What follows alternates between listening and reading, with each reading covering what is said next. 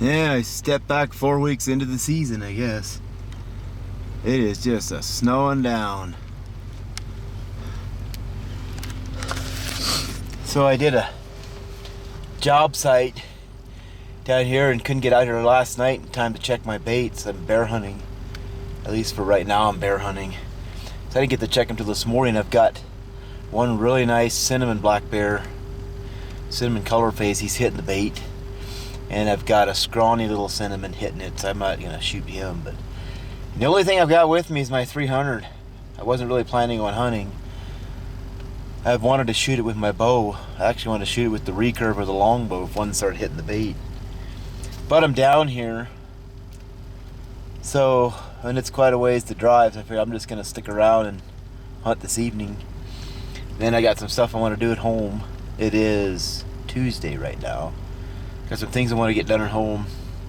So I'm going to go home for about 2 days after tonight. Get some work done and then come back down over the weekend, and hopefully he'll come back. I fill up the last barrel, or the one barrel up there. And give him plenty to eat through the week, so he'll keep coming back. Hopefully I'll get a shot at him. But that's all I've got. It's my 300 with me, so if I do see him, he's in trouble. It is 2:50, so I better get my things together and start hiking. I got about a mile to go to get back in there, so that would get me up there about 4. By the time I'm ready here to get out of here, it'll be 4 o'clock or after. And I'll sit till dark, see what happens. So I was coming in here. You see this ridge right here behind me? There was a moose standing there. He ran up and came in.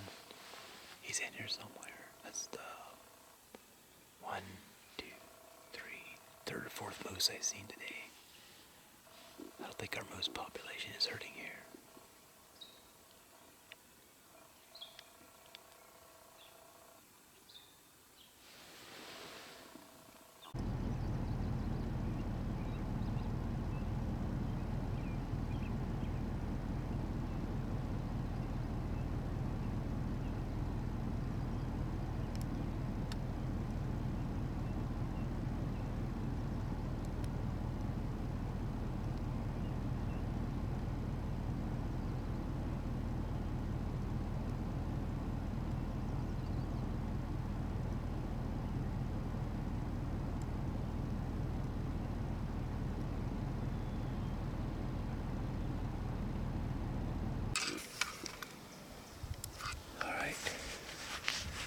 I'm back at the bait. I'm gonna talk quiet because this bait, hold on.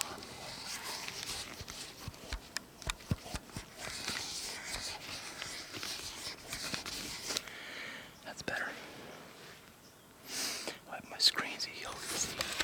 So I was here Monday and put another bait up. No, Tuesday noon. And they had emptied the barrel. And this is Friday afternoon. They've been back and they hit the barrel hard. They ate about half the food I had in here. And so I'm up in the aspen tree with a climber. And I'm wishing I would have brought my lock-on stand with me because these aspens are slippery. I don't like it. Just had a herd of elk go by me. I thought I heard something. And then there's another one. I thought I'd heard something. But anyway, so I'm kind of in a tight spot. I'm not really comfortable, but this is where I want to be. I'll show you here to shoot these bears coming in. It's a perfect spot if they come in, sit right there. So I'm gonna sit till dark. I've got the recurve. I've got 3 nights that I can hunt. And I gotta get back home. then if I can get caught up with work, I keep hearing something behind me. I think it's those elk. If I can get caught up with work again, I'll come back down if I don't kill one. So, but they've definitely been here, which is a good sign. So far the wind's coming up the mountain. So I set above the bait. I've got 2 cinnamons, a really nice big black one, a really scrawny cinnamon, and I'm not sure, I think the other one's a decent bear too, maybe like a 175 or so. It's definitely worth the climb up here. I'm about a mile up from the truck. I think it's time to sit back. It's after 5. It's probably closer to 6 o'clock. So I've got 2 hours at least of good daylight. See if I can stick with my camera. It's right there's the straps. You can't see it because it's behind that tree, but they found the camera. You see where they climbed the tree to get to it.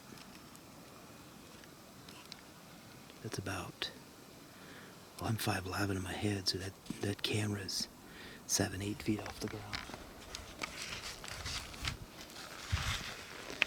And those brats found it anyway. I kind of expect him to come from over here. It goes over here about, 200 yards or whatever. There's a stream. Bears love water.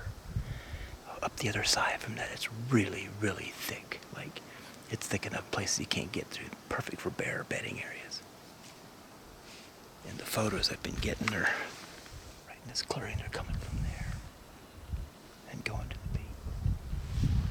So I'm gonna sit back and be quiet before I screw something up.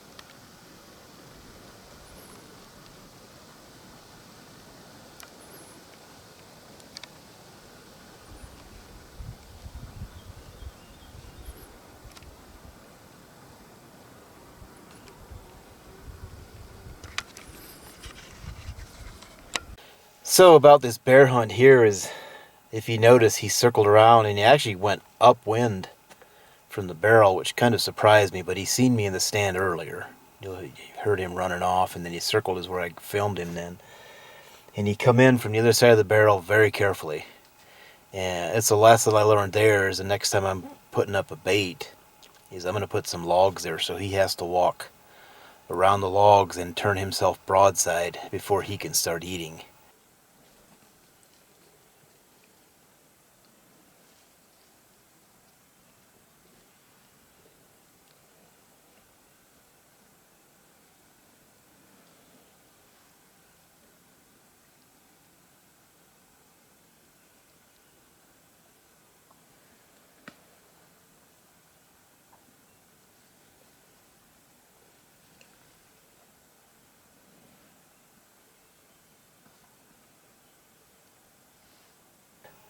He sat there for several minutes. It was starting to get pretty late before he finally turned and gave me a shot.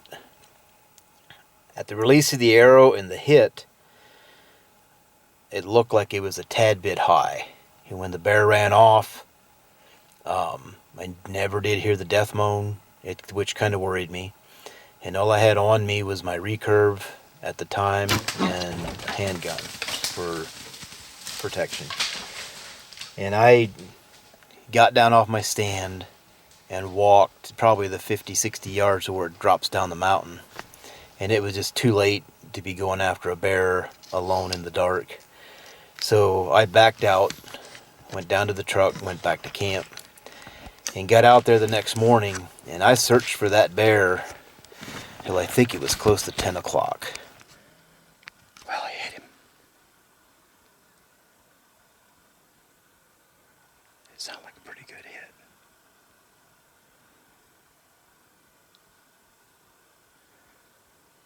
Waiting for that death mark.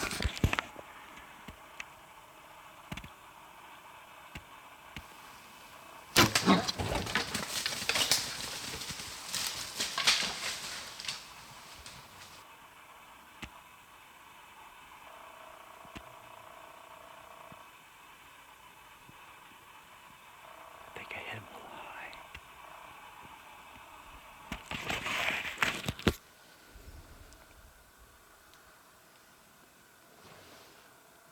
I should have went right through him, though.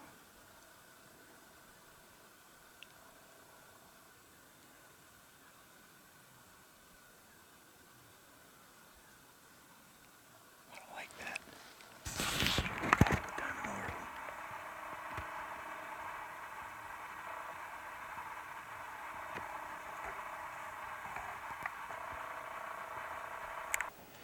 Before I finally just made a big circle where I thought he might have maybe went after the shot. I knew he had to be dead or wounded somehow, somewhere. And I actually got lucky enough to where I walked up on the bear around 10 o'clock, a little after 10 o'clock that morning. And I didn't get the recovery on camera. I got to where I left stuff lay on top. He went down away from where I killed him, probably 150 yards or more, and I'd found barely any blood. I found the arrow. And when I finally did find him, I quickly took a couple snapshots with my phone, and I'll put that on the end of the video there, and slit him open, trying to keep him from getting spoiled. And he actually was still okay, but I didn't have my camera with me. The camera was all the way up the mountain, and so I concentrated on getting the bear off the mountain before he spoiled. And I had to go up a ridge to where the hiking trail, I call it a hiking trail, up on the ridge where I walked in at. Left the bear there, then I went, got my tree stand, got my camera, my bow, things like that, brought it down, and I took the whole bear and everything, along with my equipment, down in one trip. It's a mile up the mountain. I didn't want to make two trips. When I got down to cross the river to get to the truck, I slipped and fell in the river, and my shoes went floating down the river. I dropped my hiking sticks, which I need to get across that river. So I dropped those, and with the weight of the bear on my shoulder, it was dragging me underwater. I quickly scrambled, got my feet underneath me, found my hiking sticks, and lucky enough, my shoes, expensive shoes, the Crispies, got tangled up in a tree or a small sapling just downstream from where I was at, and I recovered those. And when I got back to the pickup, instead of doing any kind of a recovery or anything like that, I was more concerned about getting warmed up, getting dried back up. And so that's why I didn't get any recovery on this bear. Beautiful bear. I call it a blonde, but when I checked it in, the game warden that checked it, she called it a chocolate. It's whatever. It's a beautiful bear. And so that's kind of the end of that story. And thanks for watching.